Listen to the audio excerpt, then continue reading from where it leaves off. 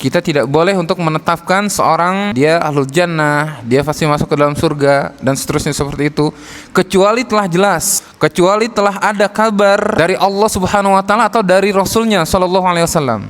Karena tadi kita tidak tahu akhir kehidupan kita itu di mana. Bagaimana seorang ketika dia sedang melaksanakan ketaatan kepada Allah Subhanahu wa taala, dia tidak tahu apakah ibadah atau ketaatan yang dia lakukan itu diterima oleh Allah Subhanahu wa taala atau tidak. Karena tidak adanya legalisasi langsung dari Allah Subhanahu wa taala dan Rasulnya. Sehingga kemudian yang pertama, hendaklah kita tidak boleh untuk dengan mudahnya memberikan legalisasi tertentu kepada seseorang bahwasannya dia ahlul jannah atau dia ahlun nar hanya karena suatu amalan atau satu perbuatan yang nampak dari pandangan kita atau yang kelihatan oleh kita. Karena Nabi katakan, inna ahadakum la ya'malu bi amali ahlil jannah hatta ma yakunu bainahu wa bainaha illa dhira fayasbiqu 'alail kitab fayamalu bi amali ahlin nar fayadkhuluha. Karena ada kata Nabi SAW, ada seorang yang dia mengamalkan suatu amalan, yang amalan tersebut adalah amalan penghuni surga, sehingga kemudian jarak antara dia dengan surga hanya tinggal satu hasta. Lantas ketetapan Allah Subhanahu wa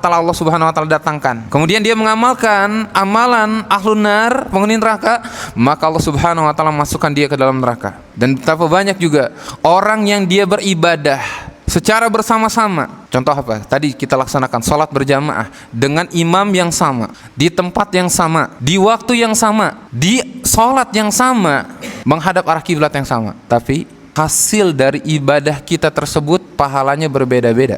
Bahkan auzubillah, ketika seorang hamba Allah Subhanahu wa taala salat bersama-sama, yang seharusnya ibadah tersebut mengantarkan dirinya ke dalam surga Allah Subhanahu wa taala, justru malah memasukkan dia ke dalam neraka Allah Subhanahu wa taala. Nabi yang mulia alaihi salatu wasallam beliau mengatakan, "Inna ahadakum," ada seorang yuqimus salatah, dia berdiri menunaikan salat sitina sana 60 tahun, la yuqbalus salata ahad. Satu pun salatnya juga tidak diterima oleh Allah Subhanahu wa taala. Maka ketika kita melaksanakan sebuah ibadah, jangan kita merasa aman dengan ibadah yang telah kita kerjakan. Jangan kita merasa tenang dan nyaman setelah kita bisa melaksanakan sebuah ketaatan kepada Allah Subhanahu wa taala. Hendaknya kita justru apa? Ada pada diri kita perasaan takut ibadah kita tidak diterima oleh Allah Subhanahu wa taala, sehingga kemudian kita berusaha untuk terus meminta kepada Allah agar Allah menerima ibadah kita.